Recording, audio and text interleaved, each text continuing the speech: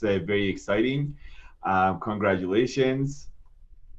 Schulich Ignite was a program that was founded as the result of a collaboration between Google and the Schulich School of Engineering. Google had this mentorship structured workshop that they wanted in place so that we could teach the youth how to write computer programs. Because computer programming is very important. It doesn't matter who you are or how old you are. You can get into computers and you can create. So this program was born. We have our wonderful engineering students who run this program every year. We've had about 1,000 high school students graduate from this program so far, and every year we have about 50 software engineering, electrical engineering, computer science, or other engineering students involved in running these workshops.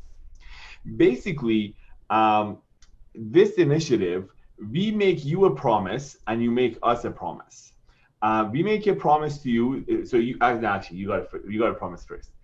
You promise that you show up to the next 7 or 8 sessions that we have, and we promise you that after those sessions you're going to be able to write your own programs, and you're going to, even after that, you're going to learn on your own and be able to basically program. So it's very, very exciting. This year is the first year we're doing things remotely, of course, due to the pandemic. And as bad as that is, and as much as we enjoy seeing everybody in a classroom, there is a convenience to it. So that, for example, if you live far from the campus, you don't have to travel and you can just log in. One really good thing to take note here is that it's not a class where one teacher talks and then you just have to listen. It's going to have a very mentorship structure to it. So I don't know how the math works today with how many people we have, but usually about 3 to 5 of you will have a mentor or a tutor. So as soon as you have questions, those questions are going to be answered. And so it's a very valuable resource for you. And we're very happy to be here and help you program. Again, a special thanks to all the mentors who are here today and giving me up their Tuesday evenings. And of course, thank you, all the students, for making this initiative and coming. Back to you, Liam.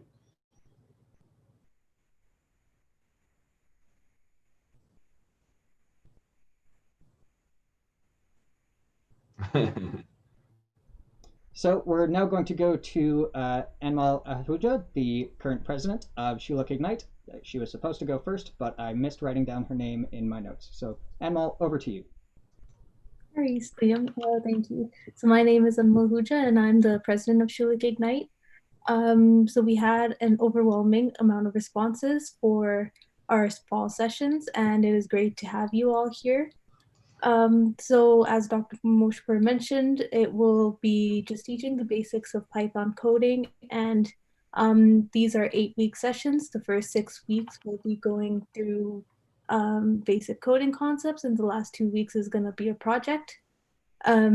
We are very happy to have you here and excited for you to learn the new concepts. And your mentors will be here to help you. You can also join our Discord server where you can ask questions outside of class as well. Back to you,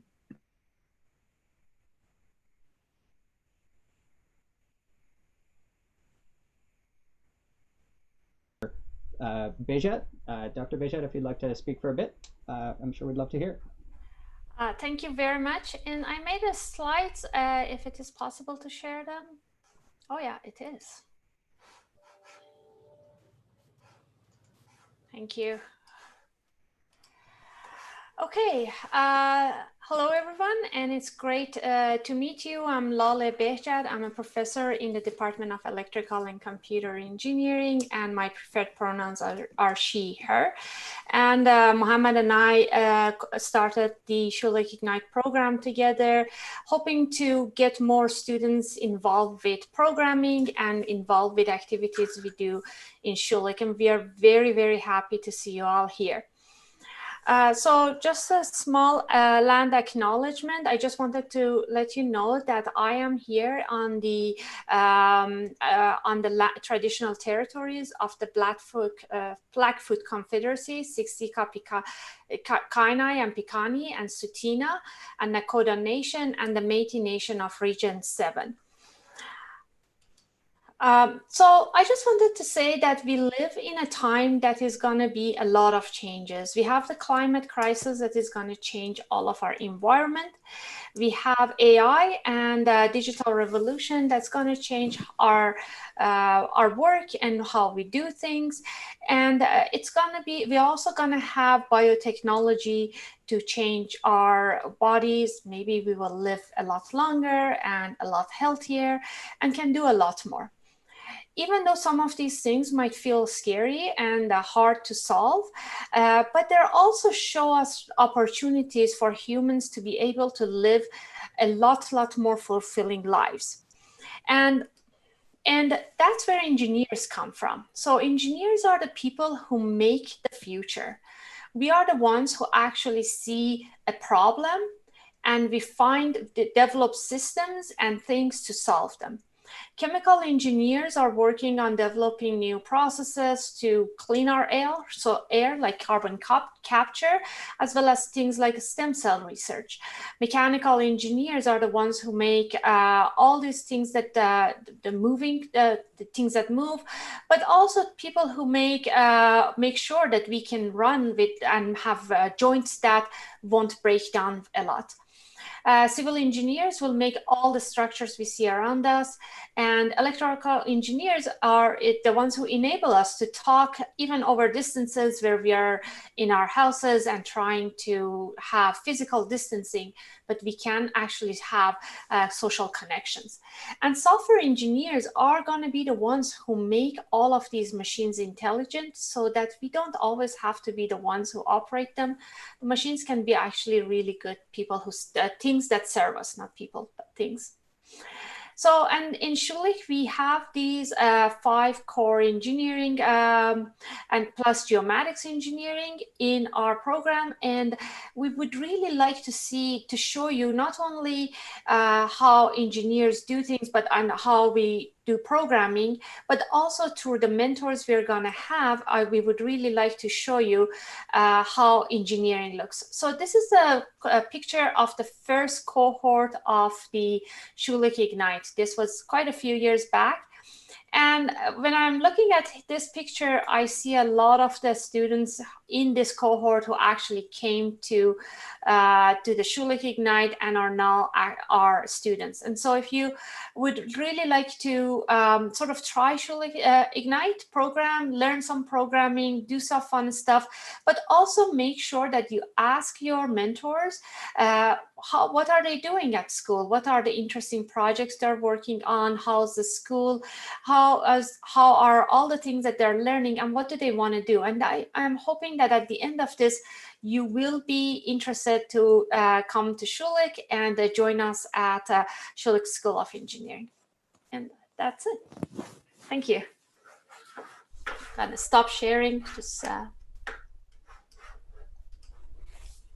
Thank you very much, Dr. Bejat. Very much appreciated. Thank you. The final person we're going to ask to speak is Kayla from Immigration Services, who did some cross promotion for us. So, Kayla, if you want to. Awesome. Fantastic. Great. Hi, everyone. Thanks for having me today. Bit of a shifting gears with my talk here today. Thank you for having me. As Leah mentioned, my name is Kayla. I work at Immigrant Services Calgary, which is a local nonprofit here in the city. And I'm here to tell you a little bit about one of our youth programs called the Core Connections program. And I actually see some familiar names in this group, so that's great. So the Core Connections program is a program for immigrant youth between the ages of 12 and 20. So it's a free program and we run it all through the year. And this is a space for youth who are new to the country to come and meet new people, get settled into the country and the city, learn new things. So we do lots of different programming.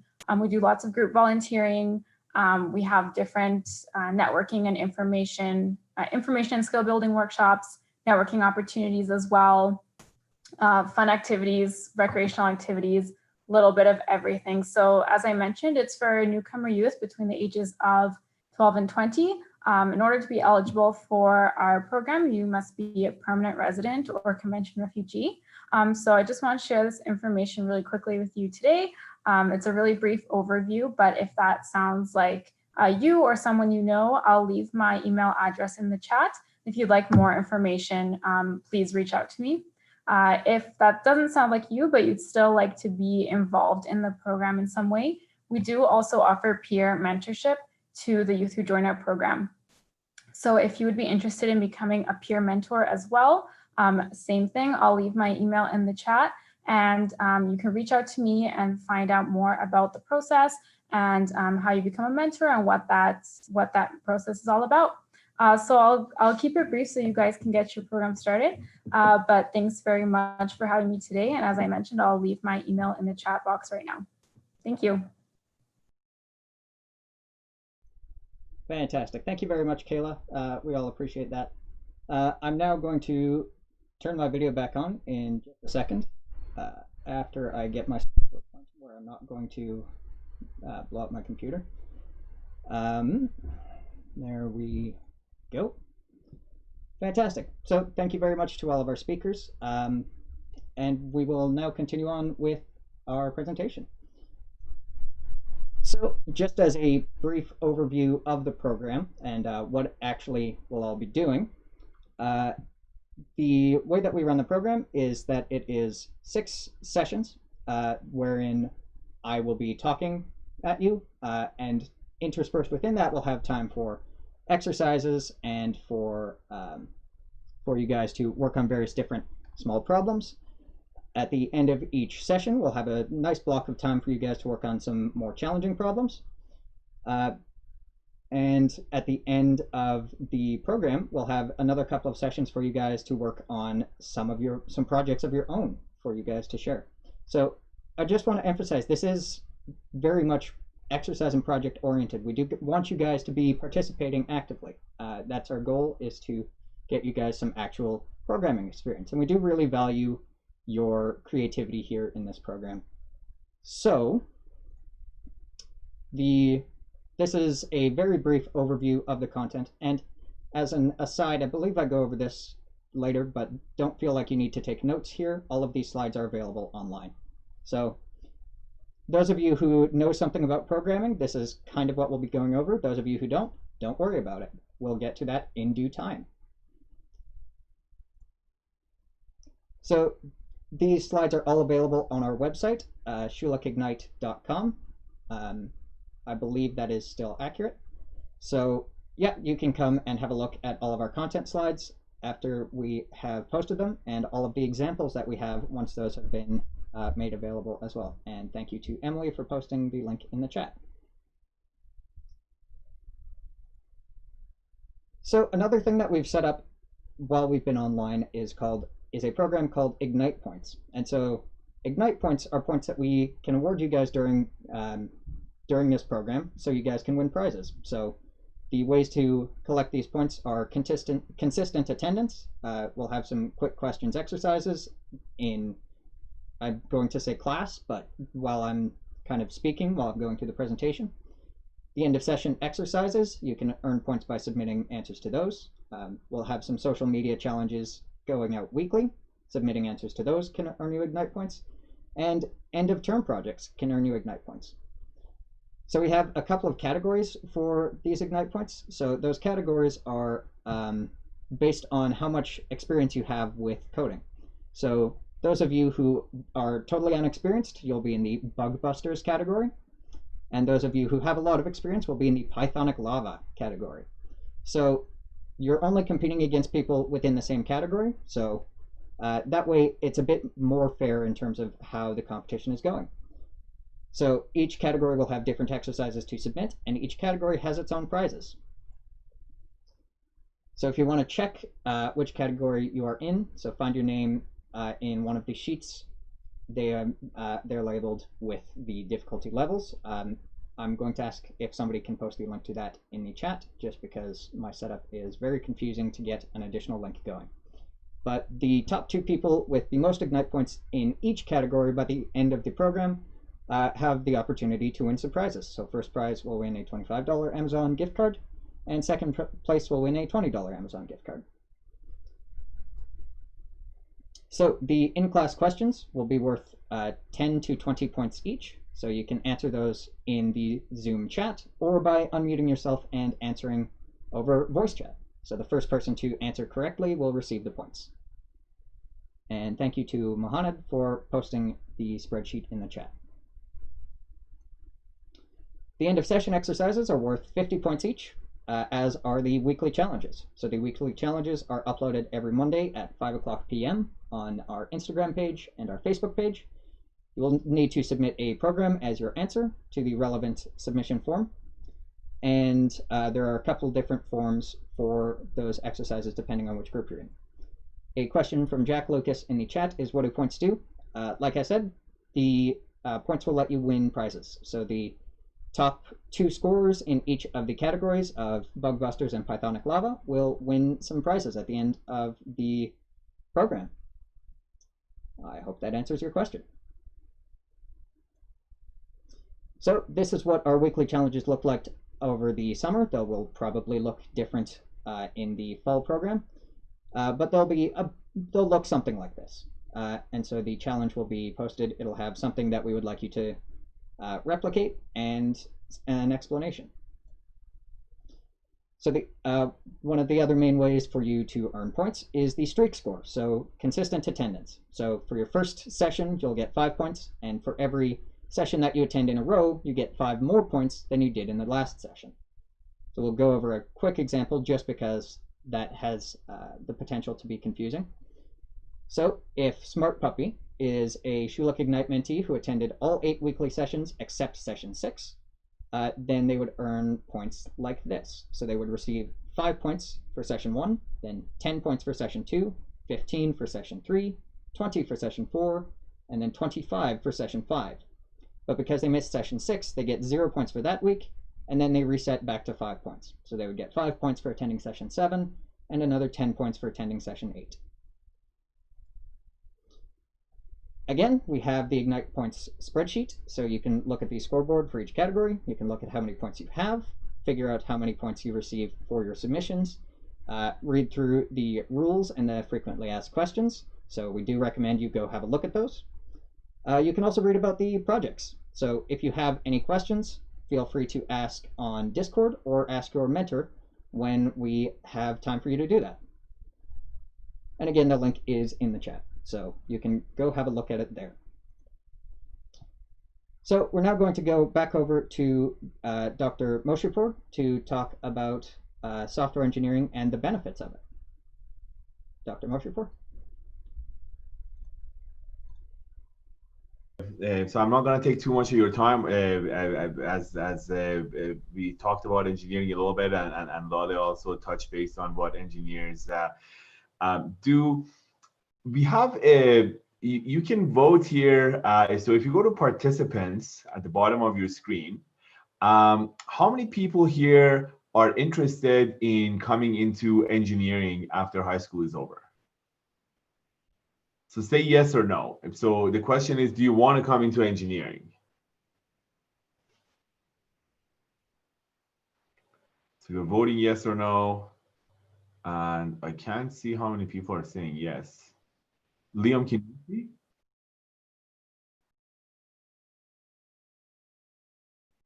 Okay, okay. Excellent, excellent.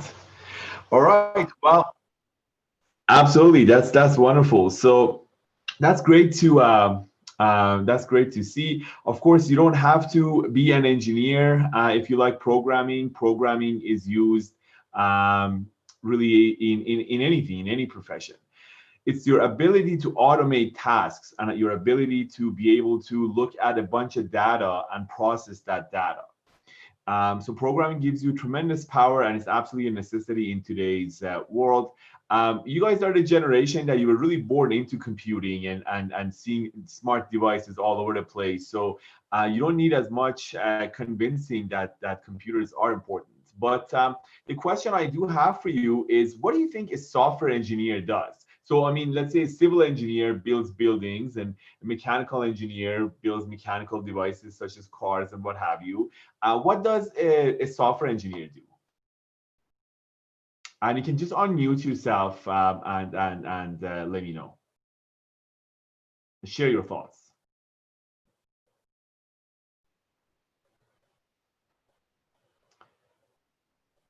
Make the programs that make them intelligent, software innovation. Okay. So, and those are valid answers, right? But what do you think, like, let's say I used to work as a software engineer. I teach software engineering now, but I still write a fair bit of code.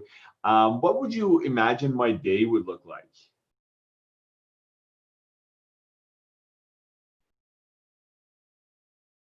So, build and improve programs. So basically, wake up, get coffee, go sit behind the computer, and then get back up and go home. Coding prompt.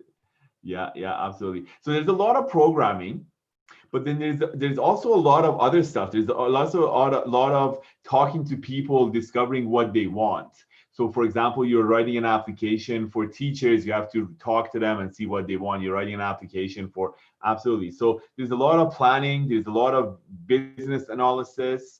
And we build applications, in my lifetime, I've built games, I've built oil and gas software, I've built banking software, and the list kind of goes on and on. And it's really interesting because you get to meet new people and you get to learn their profession and you get to build something for them. Absolutely. Analyze user requests. And LaShawn, I think that's a very smart answer that you gave. That's most of what I do. I mean, building something, you just build it, but then you got to make sure that the users do agree with that. At the heart of all of this is coding. So you won't be able to do any of that stuff unless you have a good basis on how programming kind of works. The Ignite workshop will set you up to be able to code even if you don't want to become an engineer. But if you wanted to become especially software engineer, this is really the place to start. And that's where I leave it. Thank you.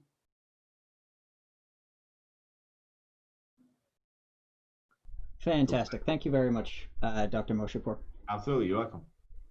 Okay, I will switch back over here. There we go. So, there we are. So yeah, I do just want to add a little bit to Dr. Moshepour's and talk a little bit about myself and my experience with programming and coding and software as well. I started coding when I was about 9, which is very early, even for most people within software and like software engineering.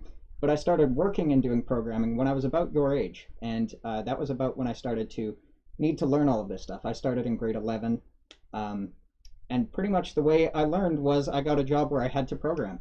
And so I started by learning PHP on the job and doing some web development in grade 11. And then from there, I've learned many other languages. So even if you don't want to go into software engineering, and I do recommend doing that, but even if you don't want to do that, programming is still a fantastically useful skill. And I do really hope you all can get something from this program. So we're now going to, once I can find where my mouse is, we're now going to do an icebreaker activity with your groups. So there's a couple of questions we have up here. So we'd like you guys all kind of just, we're going to go into breakout rooms, and you guys are all going to talk to your mentor and your other group mates. So we have a couple of suggested questions there, but really just kind of get to know each other for probably about 5 to 10 minutes. And yeah, we're going to try and send everyone to breakout rooms. It may not work perfectly. So those of you who don't end up in one, we will get you sorted into one. But Amal, when you are ready to send everyone to their rooms, I think we are good. Yeah, those of you who don't have a breakout room, don't worry. We'll get you sorted real quick.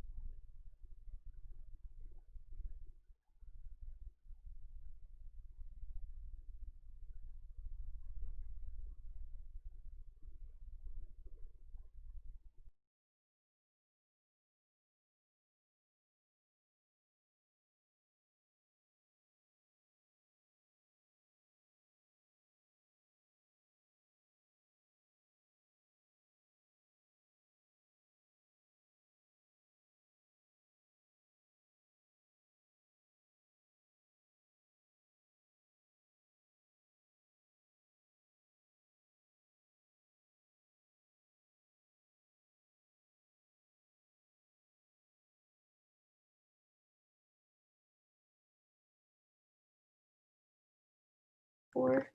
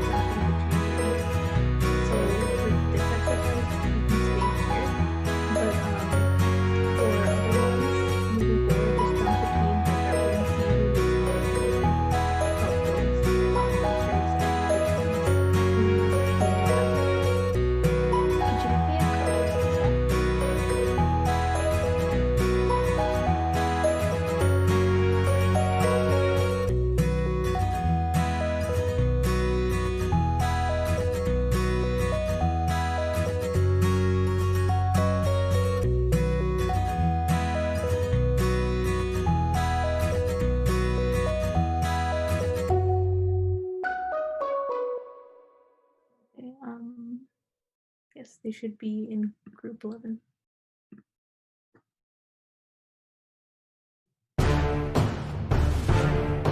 And then there's my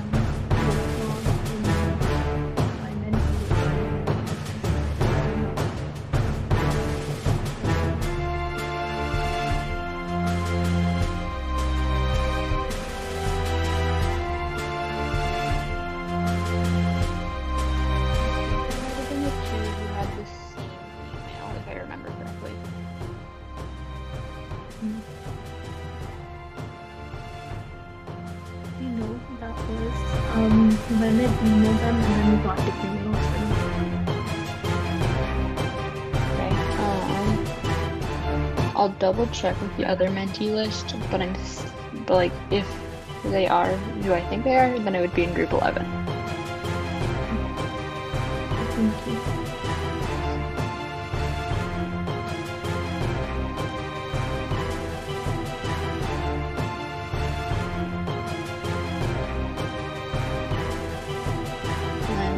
Be in group 13. Marco is assigned, I think he just hasn't joined. Okay. And then none of Garth's mentees showed up.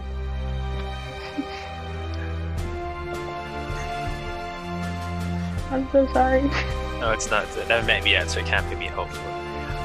But how do you switch between the break? Because my for breakout rooms just said you'd been assigned to breakout room 7. That's the one I seem to be able to join.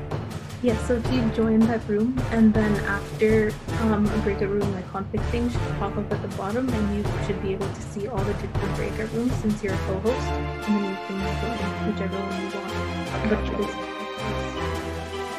yeah, maybe everyone go to your assigned breakout room and try this out and see if you can see that.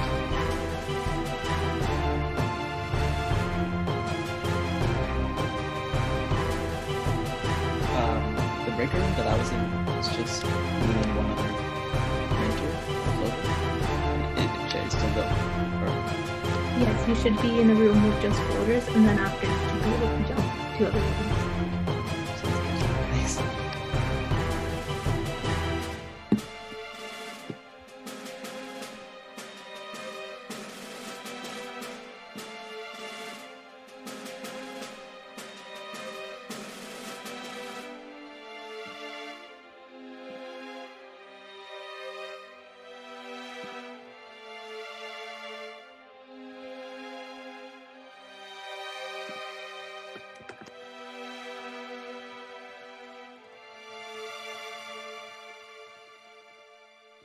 Liam, can you hear us? Okay. When do you want to close the rooms?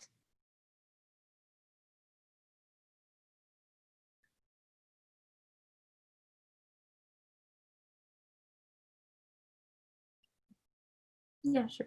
7:05 is good.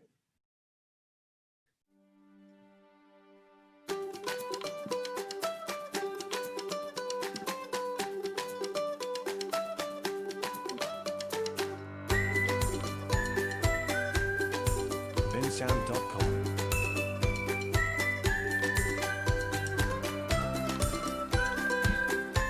Yeah, that's all good. I'll just be around and then around. bensound.com. No worries.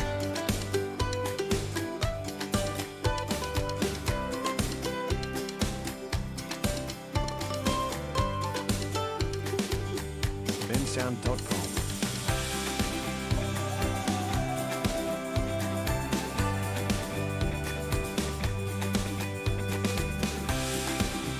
bensound.com.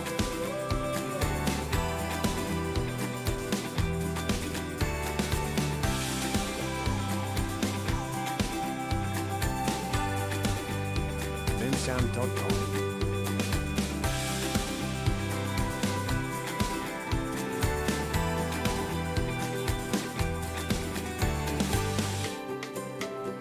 bensound.com.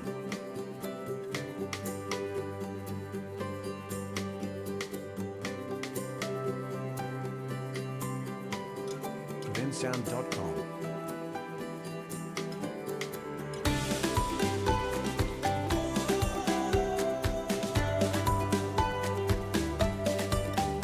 bensound.com.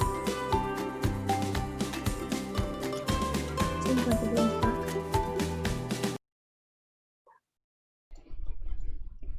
Okay.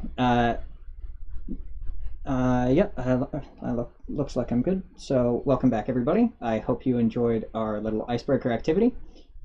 But we're going to continue on with our program. So the first kind of thing we want to talk about is the difference between humans and computers, and kind of how you need to think about dealing with computers differently from the way you need to think about dealing with people.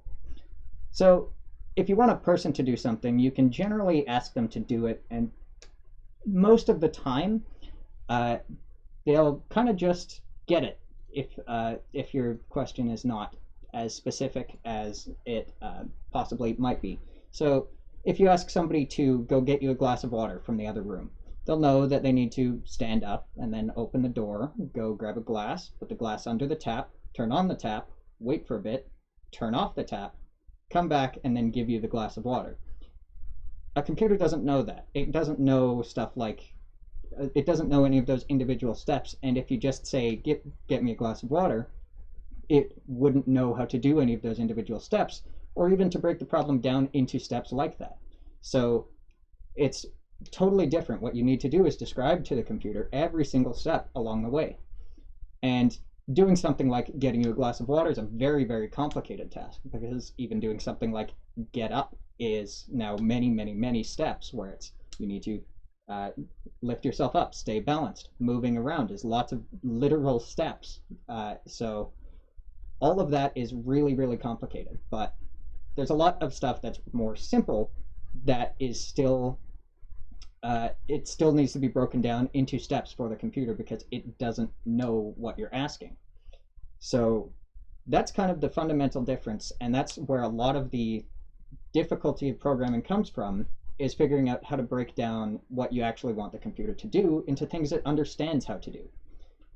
So that's what we're going to talk about, is how do you break down problems into these things that the computer does understand. So now I'm going to talk about what our specific computers understand. So we're using a language called Python. And Python is the fourth most used and third best loved programming language around the world. And that is the highest any language ranks jointly on those. And that's from Stack Overflow, for those of you interested in sources. But Python's a really nice language to work in. It's quite straightforward in a lot of ways. And it generally just really quite easy to learn as far as programming languages go. You don't really need to worry about a whole lot of stuff on top of it. To simplify the process for you all, we also developed a new platform, and that is located at ignite.aeronite.com. So you can go log in to that on Chrome using a Google account, and we would in fact like you all to do that. Hopefully you should have received an email with a link to that, and you may already have logged in. If you haven't, don't worry about it. It's just going to take a little while to get started. Then on top of that platform and on top of Python, we also have a library called Spark. And that's a bunch of code that we wrote to let you guys do some get into it really quickly without needing to worry about a whole lot of the nitty-gritty. And again, we'll be doing our lectures and our breakouts over Zoom, but if you have any questions, you can also feel free to go on our Discord and ask about those. And so a link to that was also posted in the chat earlier. But yeah, I'm sure if you don't have access to that, you should ask about that here, but it also should have gone out in an email. So we're going to talk a bit about how to actually do the getting started. So I'm now going to switch over to my other window, which is going to take me just a second. There we go. And there we go. So when you go to ignite.aeronite.com, this is approximately what you'll see. There should be just this big button in the middle. Yeah, so somebody has said that the email domain is not authorized with the site, so it does need to be a Gmail account, Google Gmail. So if you don't have a Gmail account, oops, you can go to gmail.com, and on here you can make your own Gmail account. It's free, it's easy, etc. So this is what you'll see. You'll want to hit sign in with your account. I'm going to sign in with Liam Rubleski, my Gmail account. And this is going to take a minute, but while that is happening, I'm also going to just toggle on our extra instructions. There we go.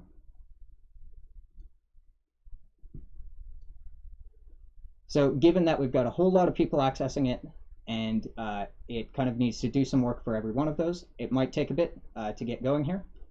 So yeah, there we go. So you can see we have gotten in. So once you've logged in, and again, don't worry if you're not at this point yet. This will all be online. This will all be available. So if you're a bit behind, it's not a big deal.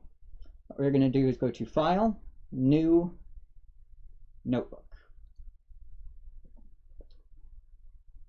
And then we're going to just hit Select on this. We're using the Python 3 kernel.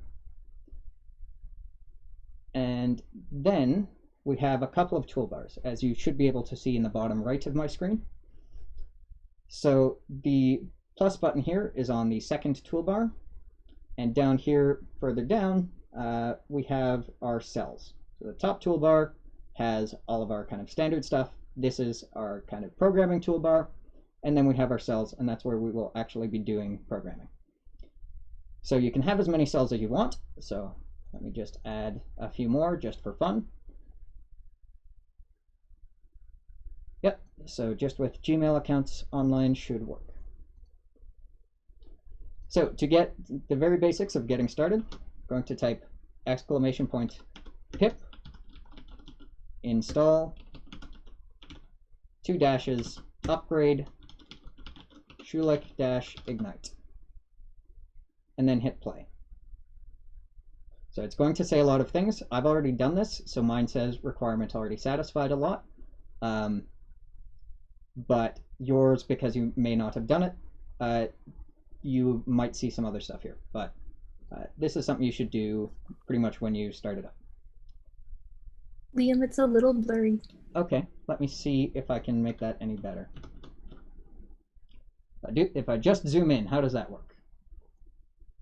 Is that any better? It's still a little blurry. the screen itself. Yeah, I'm not sure what I can do about that. I've kind of... Could I type the code on the chat? Yep. I'll just stick the code in here. So pip install.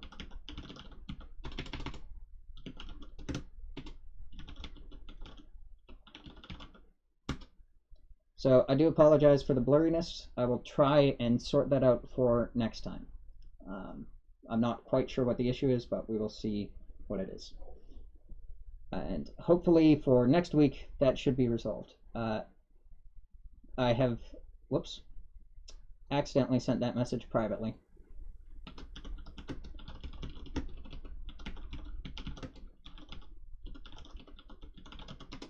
So that's the code you'll want to run in cell number 1. And then once you've done that, you can delete the cell. I'm just going to right click and delete that cell. Can we still read the presentation in the bottom right corner, or is that pretty blurry too? That's pretty blurry. I do apologize for that, everyone. I don't know what the issue is. You can also view the slides on our website. Yep, you can also view the slides on our website. So I'm just going to quickly toggle back to the presentation so that you all can see that. Hopefully that will be a bit better. But yeah, so after you type that in, you can either press the play button in the second toolbar, or you can type shift, or you can hit shift and enter, and that will run that cell. So once we've done that, we will go to the next step. Is it any less blurry with just the presentation up, or is it still pretty bad? Yep, now it's pretty good. Well, so the next thing that we will want to do is start with the Spark library. So we will need a new cell, and I'm again going to try switching over to this, and we will see how it goes. So what we're going to type here is import Spark, and then the %,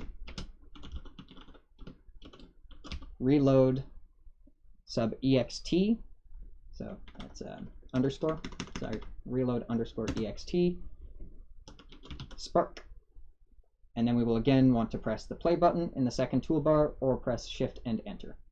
So that's going to run. It's not going to say anything, but now we are ready to go with the Spark library. So again, don't worry if you're behind on this. This will all be available online later. So it's not a big deal if you're a little bit behind at the moment. Once we've done that, we can go to another new cell and start writing some actual code that we will be running. Up to now, we've just kind of been setting it up. So unfortunately, we don't quite have everything working perfectly, which is why we still have a little bit of this setup stuff for you guys to do. Hopefully, we can get that working a bit better, but no promises. So it's a few steps that you might have to do at the beginning of each session or every time you want to run it. We are now going to switch back over to coding. And then what we're going to type to try running something is %, ignite. Then we're going to say print hello world.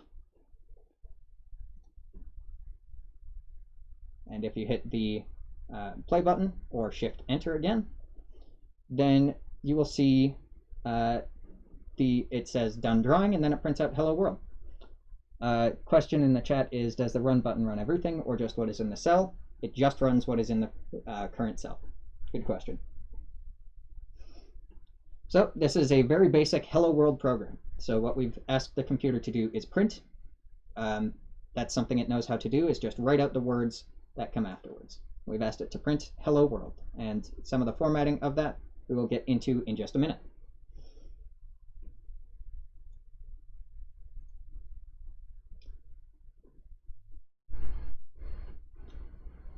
Spencer, you've said it didn't work for you.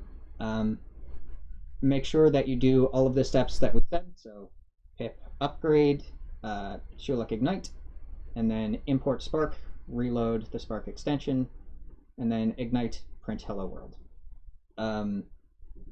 All of those instructions are on screen at the moment. I will just hide my face just so they're obvious over on the right side. So those are the instructions you want to follow to get kind of the most basic thing working.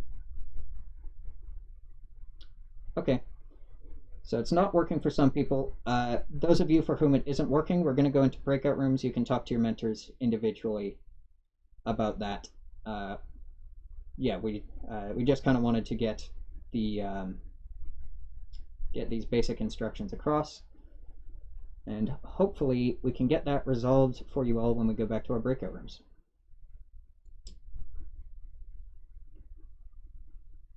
So those of you for whom it's not working, I'm sorry you won't be able to follow along immediately with this, but we will get into it. And Mal made a good point. You can all ask your mentors for help on Discord as well. Somebody has asked if you need to do the installation and upgrade at the start of every new program to update, or when it's done once. You don't need to do it for every project.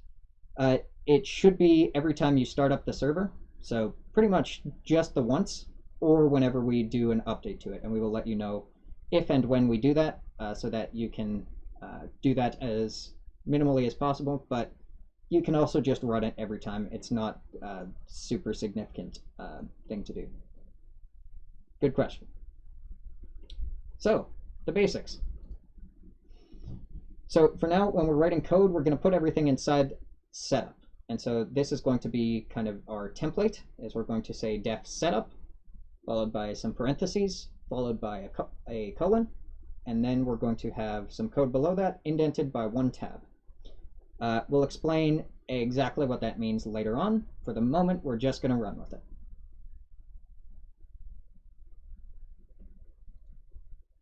So one thing we've already used is print. So the command print. It prints words to the console. I'm going to make a note to our mentors that this slide somehow didn't get updated, so apologies everyone. When we are doing our printing, it prints to our kind of custom console, which is just below our drawing, which we will get to a bit later. So print is very useful to see everything that's going on in your program. Then we also have comments, so everything that is after the hash sign, which you may also know as the hashtag or the pound sign or any number of things. So that is ignored by the program as a comment, so just some stuff that you write to describe what's going on. They're very, very useful for a whole bunch of reasons. So we're going to switch over to coding, and we're going to write this in our new format. So I'm going to say %% ignite. I'm going to do def setup, followed by the colon. You can see that our platform automatically indents for you. So you do just need to make sure it's indented by 1. And then we are going to say print hello world. We're going to add the comment that this prints hello world to the console. So when we run this, we see it's done drawing, and it prints hello world and ignores everything that's after the hash sign. So it ignores the entirety of the comment. Why do we write %% ignite? That's again going to be a bit of boilerplate. So on every new cell that you want to run stuff in, you will need to have %% ignite. And the reason for that is just it has to do with how we set up our Spark library. Is it just, that's a little bit of boilerplate we need at the top. Carter asked, why is it running the setup function? It is never called.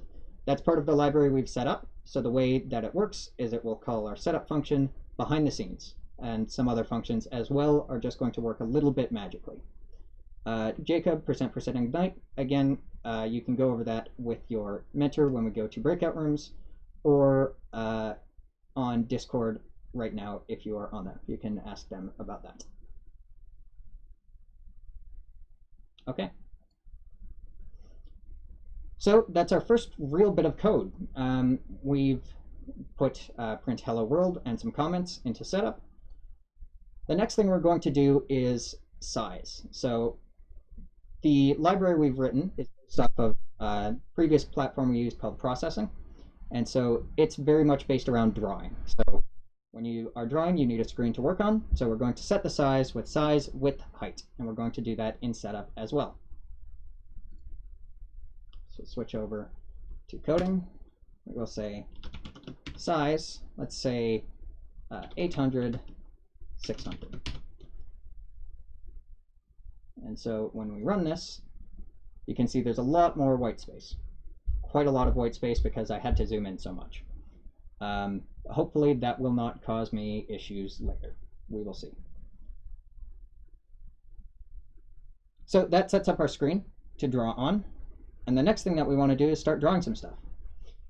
So the first function we have for drawing things is fill rect. So that's going to fill a rectangle.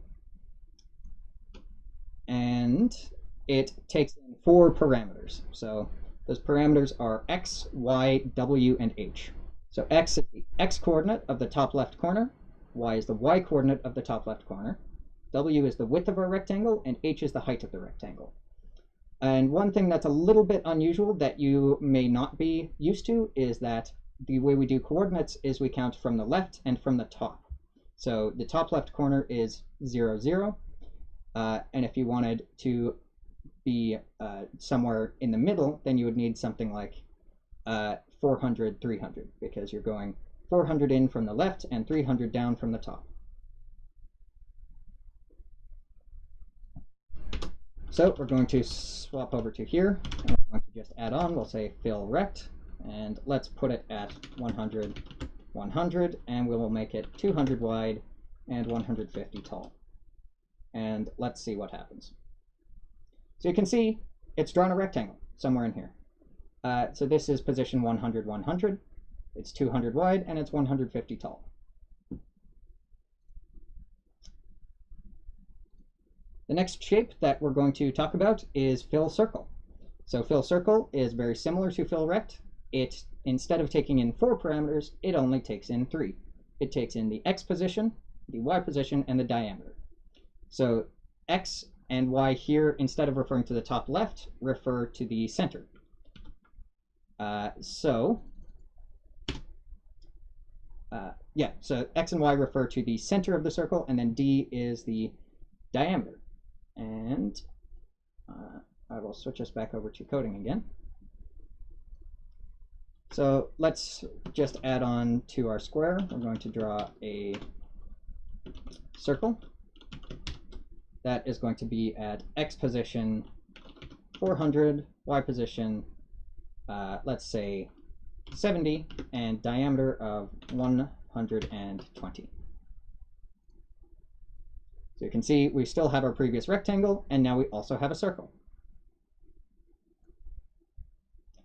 I do apologize, I am rushing a little bit just so that we can get through all of the stuff we have for today.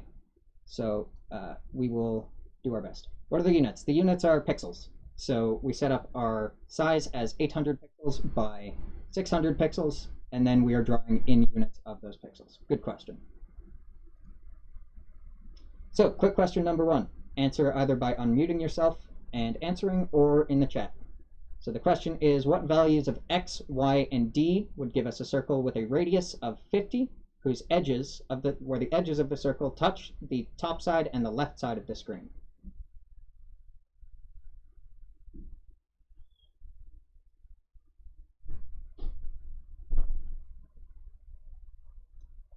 See, a couple people answered 0050, which is not correct. 00100 is closer.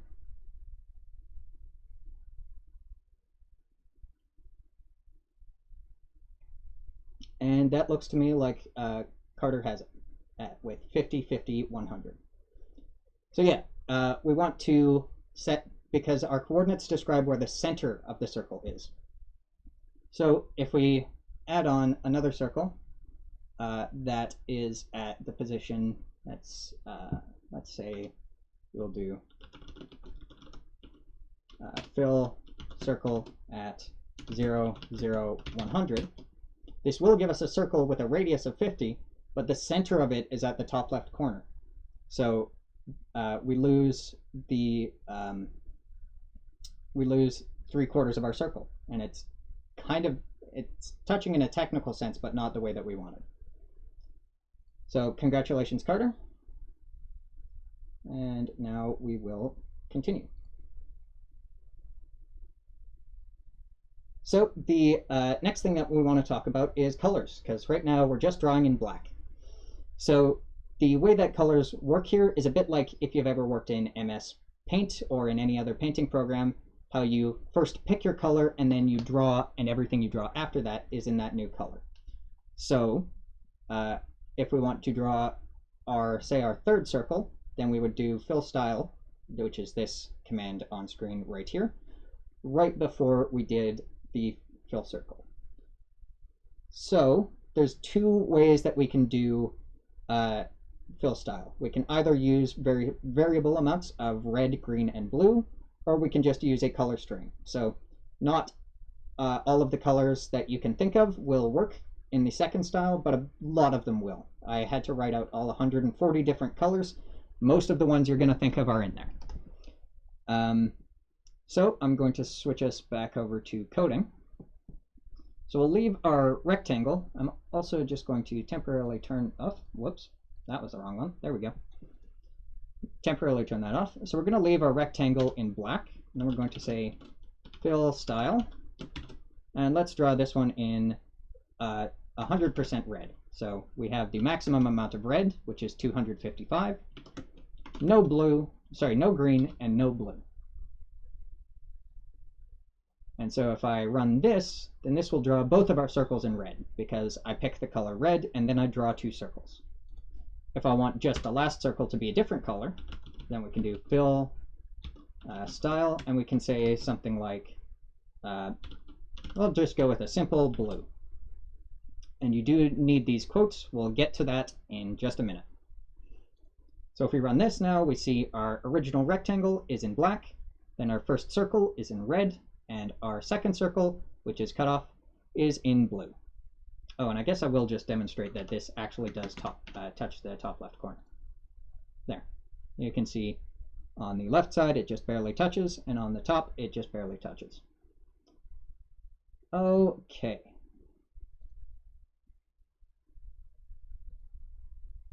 So the other thing that we have here as far as color sort of stuff goes is the background. So right now I've been drawing on just a white background, but we can change that. We can change that to whatever we want.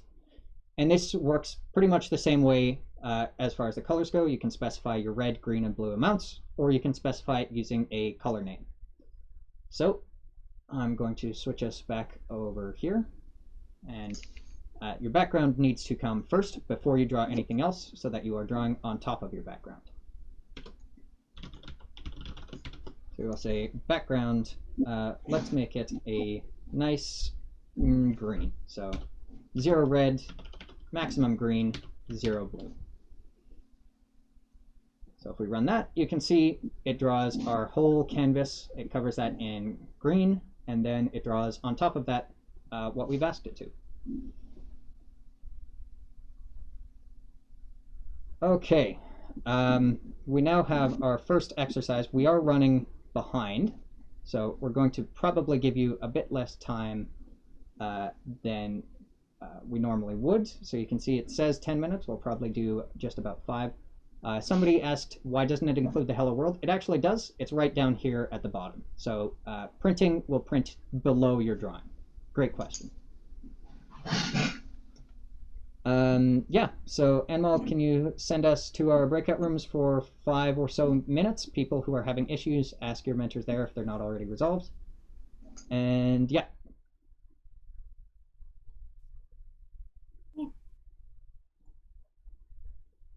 And if you're a floater, feel free to join the breakout room you were assigned to, and then join any one of them and help the other mentors.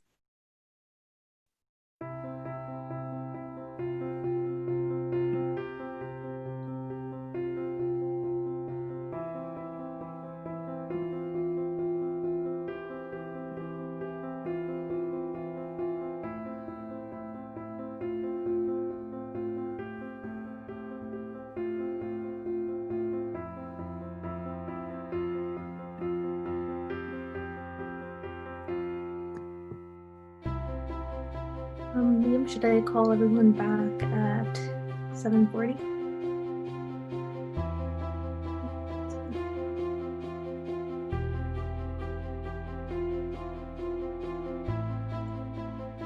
Yeah. I feel that.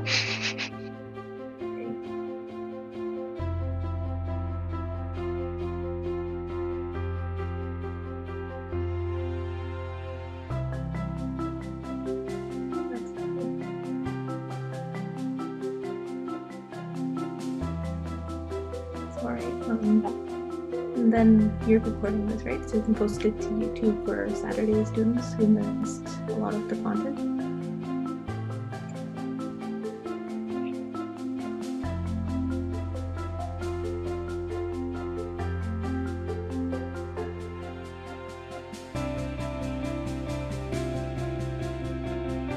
Oh, that would be great.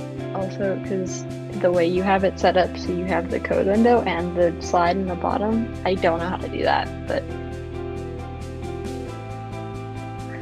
okay, works. Works. I really appreciate you recording this, because Saturday was a little rushed, to say the least.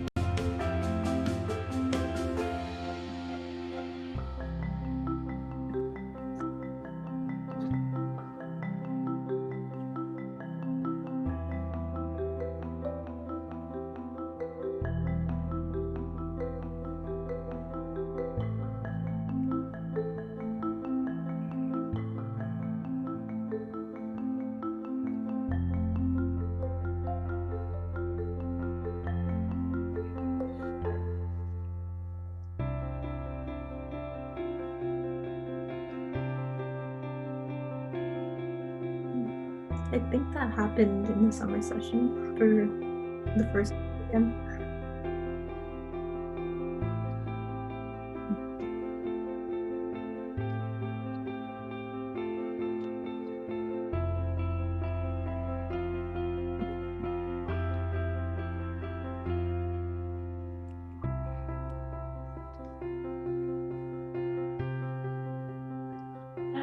That could do it.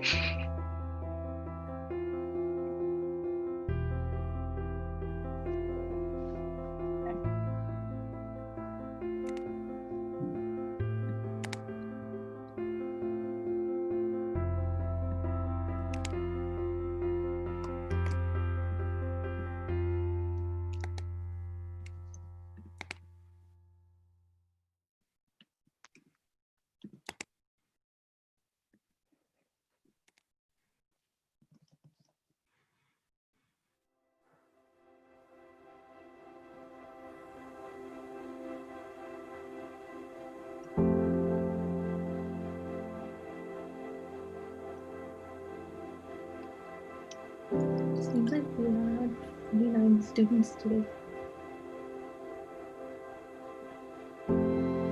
Not too bad. 49 students today. That's a little bit lower than the summer.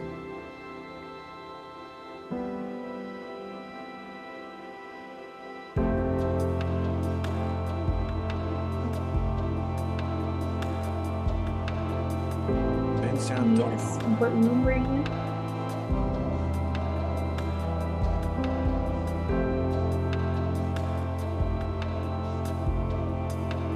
bensound.com.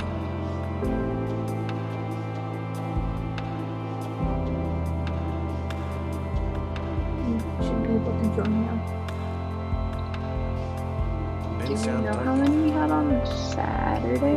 Out of curiosity? Or was that kind of, yeah, okay. We ended up taking last minute screenshots on Zoom, and I just added in whoever was in those screenshots and then whatever measures had before.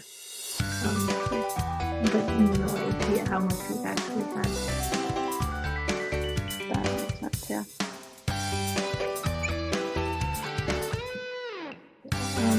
So I think Mohammed was saying we'll just give everyone 5 more points for the first session. I'm going through this thing to look up.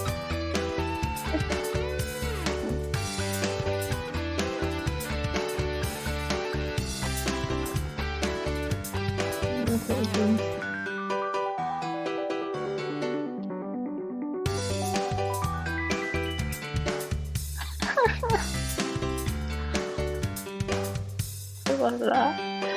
I absolutely adore that.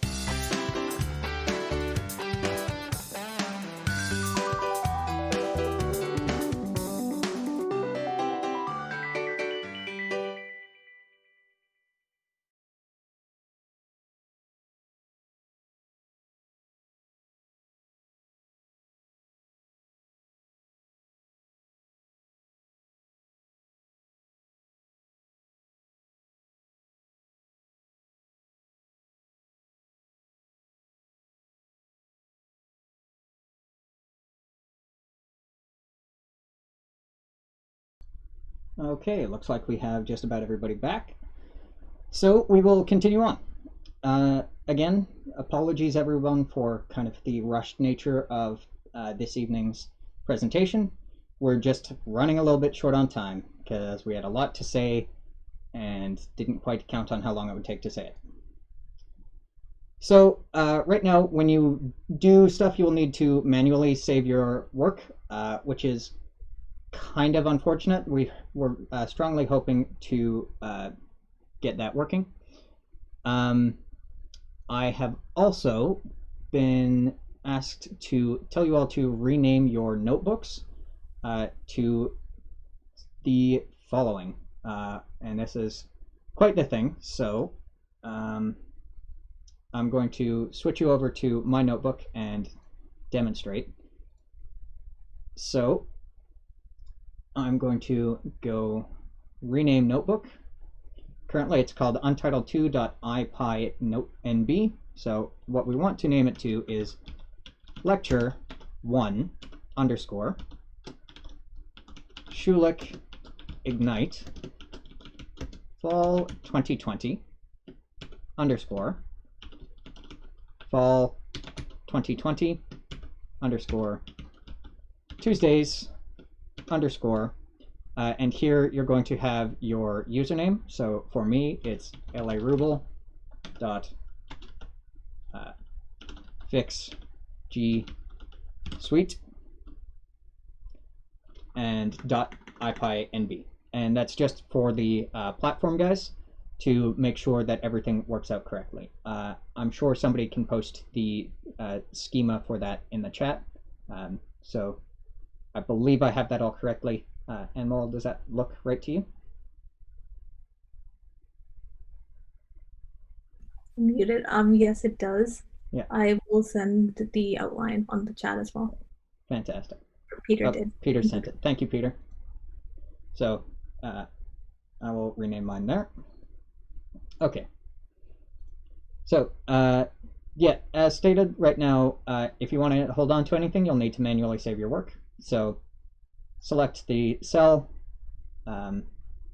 I can't actually see the context menu item for it because I've zoomed in too much. So just copy, select all of your text, copy, and paste it into your favorite Word editor. Yeah, so whatever works, and you can use it later. Peter has made some notes on the correct formatting for how you should name your notebooks. Okay, so the next thing we're talking about today is variables. So a variable is a programming concept of it's a bit like a container. It's a box that you can use to store some information. So each variable has a name, and that's what you call it by. That's like the label on the box. And it has a value, and that's what it contains. That's what's in the box. So the example on the right is the name of the variable is age, and the value of the variable is 23. So we're taking age and giving it the variable with the name age and giving it the value 23. I'm circling my mouse on the wrong thing. So we're taking the variable with the name age, giving it the value 23. So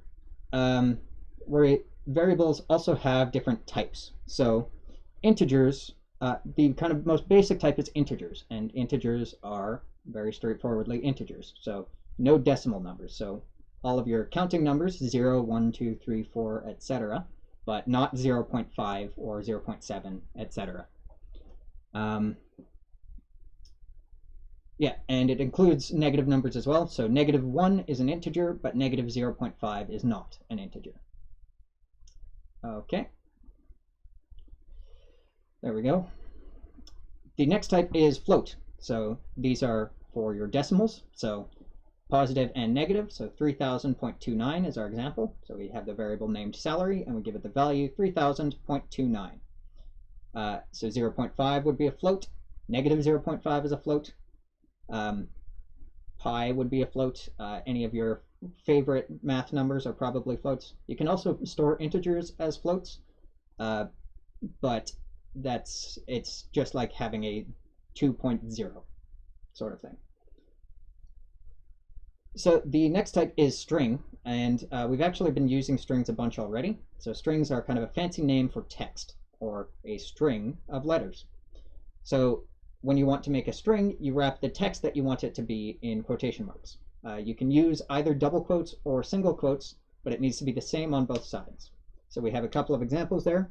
We have the variable named first name, and we've given that the value Janice as a string, and last name is a variable, and we've given that the value Smith, still as a string, even though we've used single quotes. After this point, we'll be using double quotes for strings. You can use whatever, but we will be using double quotes just so that it's not too confusing. Quick question number 2. What's the type of this variable?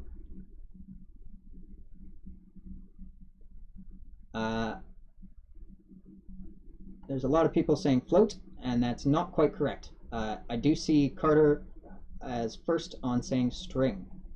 And the reason it is a string is because even though it looks a bit like a float, we've got the quotes around it.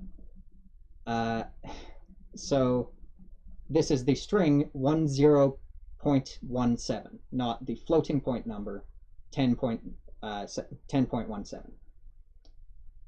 So that one's a little bit tricky, but good on you, Carter, for getting that again. So we now have an exercise. Normally, we would have you guys go to breakout rooms to do these exercises, but we are kind of short on time, so I am going to we're going to skip the breakout room segment of this, and I'm just going to walk you through this exercise on my coding window. And I will pull up the exercise again. There we go. I hope you all can read that. Let's go to a new cell.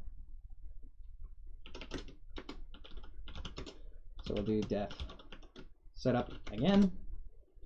And in here, we will say fill circle 100, 160.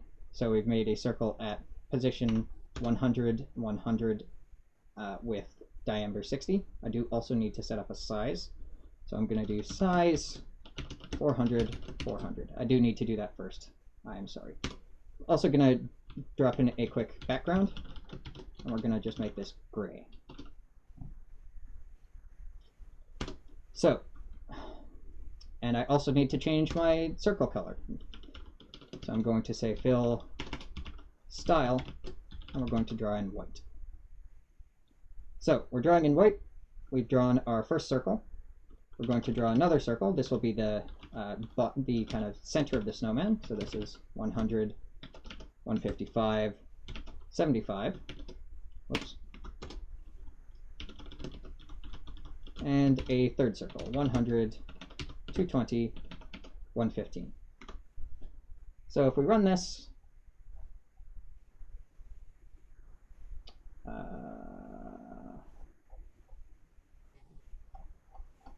Okay. Oh, background's a bit bugged. It should actually work with either version of gray, if I'm not mistaken, because HTML has both of them. But we'll leave that aside for the moment and just shortcut. So here we have our first snowman. And we're now going to draw another one using variables. So we're going to say x equals 300, y equals 200. And we're going to say fill circle x, y, 60. Fill circle x, y plus 55. So whatever the value of y is, we want to add 55 to that and use it for our second value here. And this will be of size 75. Fill circle x, y plus 120, 115. And so if we run this, we will see another snowman there. So where this gets interesting is in the next part of the exercise. I will turn off my camera again. Because the next part of the exercise is we would like to move these both down and to the right by 50 pixels. So for the first snowman, we would have to do that by changing the position of each and every circle individually. But for the second snowman, we can just change the variables, as I will demonstrate. So if we want to move the first snowman, I need to come in here and say I want to move it 50 pixels further to the right. And I want to move it 50 pixels further down, so I need to add 50 to all of these values. So this is now 205, and this is now 270.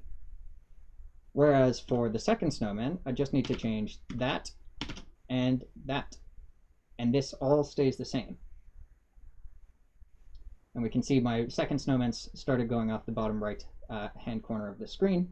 But you can see they both moved down and to the right by 50 pixels. So that's kind of the point of using variables, is we can have these things which change and which we can change more easily than going through and changing each line where we would need that value individually. Or at least that's the point of them for the moment. So we're going to talk very briefly about operators. Not the phone operator, which is probably something you guys don't even recognize anymore. That's a joke mostly for our mentors. So the operators that we have are arithmetic operators. So they do some basic math. So we have addition, which uses the plus sign. So 3 plus 4 would be 7. We have subtraction, which uses the minus sign. We have multiplication, which doesn't use x because we often want to use x for a variable. So instead we use the asterisk or the star, and that you can hit by shift 8 is how you get to that symbol. And then division, we use a slash. So 12 divided by 3 would be written 12/3, and that would be 4. And then the last operator is a little bit unusual. It's called modulus. It's a bit like the remainder, and it uses the percent sign. So 5 modulo 2 is 1, because the remainder, when you divide 5 by 2, is 1. You probably won't use it a whole lot, but if you are interested, please feel free to ask your mentors. Quick question 3. How could you use variables, arithmetic operators, and fill circle to make a circle stay at the top left corner of the screen for any diameter? And while you are working on answers to that, Carter has asked, what format do these output to? Those will all be various numbers. So if what you're dividing, so if something like 12 divided by 3, you will get an int out the other side. But if you did 12 divided by 5, you would get a float.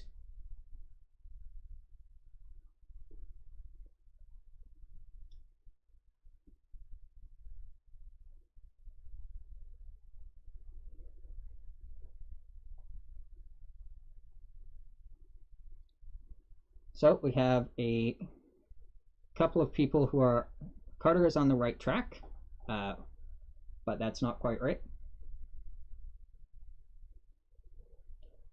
So if you look back at Carter's original example for how to get the circle, you might be able to get some insight. And I will just quickly pop over to that. So this was Carter's original code to get a circle of diameter 50. How would we, that touches the top and left. How could we do that for any diameter? So if I wanted to change this to work with a diameter of 120 or a diameter of 12, how could I change that? And looks like we have the answer from Nam Nguyen. Sorry, Nam. The NG is classically difficult. Yeah, that's correct. So fill circle D on 2, D on 2, D. So our X and Y positions are each half of the diameter, and our diameter is just our diameter. So a quick demonstration of that.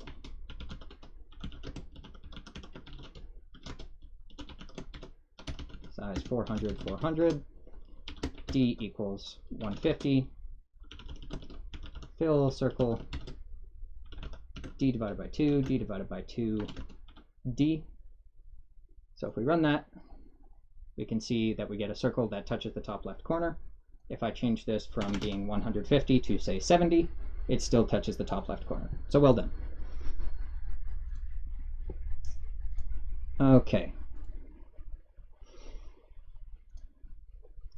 So we have another couple of variables and one of the most important concepts in the last 5 minutes of the thing. So I hope you're all still awake and paying attention, because this is where we get into drawing things that change. So we would like to make a moving ball, and there's a couple of coordinates that we have built in to the Spark library that let you figure out where the mouse is on your program.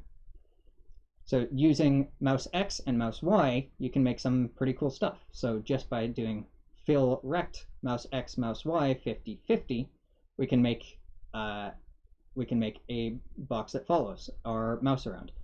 But in order to do that, we need to draw things multiple times. We need to draw once per frame. So for that, we use a little bit more boilerplate, and that's going to look like this. So in the same way that we had def setup above, we have def draw. And so setup will be called first, and then draw will be called over and over again.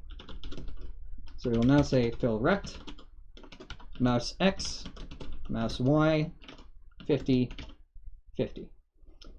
Carter has asked, can you just use a loop? Well, true. No, you cannot, because you need to draw. And if you don't use the draw function, then we can't do a bunch of stuff behind the scenes to draw to the screen. Good question, though. So if I run this, you can see I technically get a square that follows my mouse, but it just keeps drawing over and over, and it doesn't ever erase the previous one. We will get, the reason for this is that the computer just draws on top of what it's already drawn. So if you don't ever tell it to erase everything, it never will. So we're going to now add in a background white. And when we do that, we can see just a box that follows my mouse around.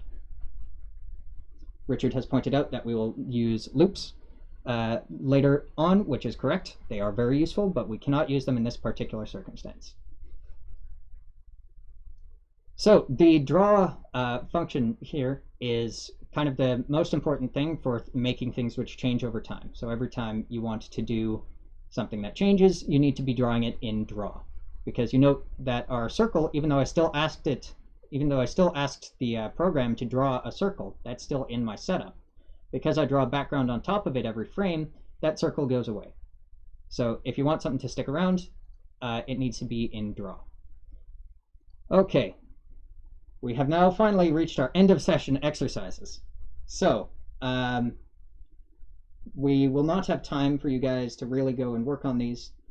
For which you all have my apologies. In the future weeks, we will try and be a bit faster so you guys have time at the end to work on this stuff. But we will go into breakout rooms for a couple of minutes anyway, I think. For those of you who can stick around, you can go back and finish your drawing from earlier. And then you can use mouse X and mouse Y and make the pattern you can see there on screen follow your mouse. And then we also have our end of session exercises that are worth points. So these you will need to submit before next week, I believe, is when the deadline is, just before our session next week. So these are the Bug Busters exercises. So for those of you who haven't coded before, on the left we have a box whose color changes from black to white as you move your mouse on the screen. On the right we have a box that whose top left corner stays at the top left, whose bottom right corner follows your mouse, and whose color changes as you move your mouse around. And the Pythonic lava, we have these exercises. So we have a circle whose color changes over time, and you move your mouse around. And then we have these circles whose color changes as you move your mouse around the screen, which is mirrored a few times. Yeah, so if you have any further questions, you can feel free to ask us on the Discord, which the link to which has just been posted in the chat. Somebody has asked, where do we submit? Those links are being posted currently by Mohanan, so you can post your answers to those in there. You can also ask again if you lose that link later. Mentors, we do also need you guys to make sure you are checking your Slack consistently. And for those of you who are still here, we do have one more person who we would like to speak, and that is Kat Dornian, who is a master's student who is doing some research on programming education. So if you can stick around for 5 minutes, we would really appreciate it. And then after that, we will go possibly to breakout rooms for a few minutes, but probably we will just have to end because we are already out of time. So Kat, over to you. Awesome. Thanks, Liam. I'll make it really quick. So hi, as Liam said, I'm a master's student and working with Dr. Mosherpour and Dr. Bejat, who you heard from at the beginning. And what I'm researching is how we use these kinds of programs to teach coding to people like you who are here. So you've probably already seen an email from me. Again, my name's Kat Dornian, asking you to do some surveys. So I'd really appreciate it if you took the time to do them. They are really short. They should only take a couple of minutes, and it's to help make these programs better and to keep improving them. So it's really helpful to have your information and your input. And that's it. Fantastic. Thank you very much. I am good. Yeah. So thank you very much for that, Kat. Yeah, I think we're pretty much done. The recording will be posted on YouTube. A link will be sent to everybody. Enmol, do we want to go to breakout rooms for 5 minutes? Or do we just want to call it for today? We can send everyone to breakout rooms for 5 minutes, and if you're able to go and have questions, then you can ask a quick question there, or else you can ask on our Discord as well. Yep, fantastic. But that is all we have for today, so thank you all very much for coming. Mentors, please do stick around. We will have our debrief afterwards.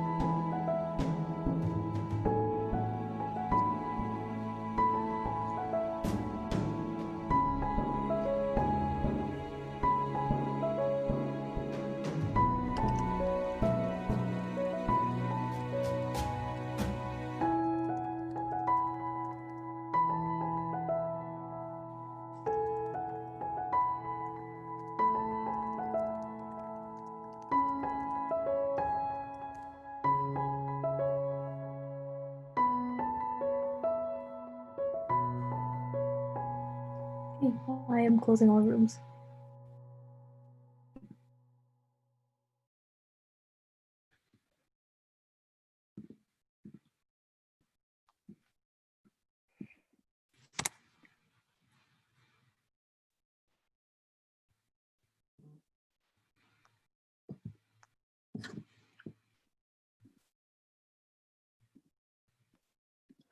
I'm gonna go hop in the other Zoom call. I'll see you there. Sounds good. I'll come there after everyone is back and gone. I'm gonna go to the other Good. call as well. Yep.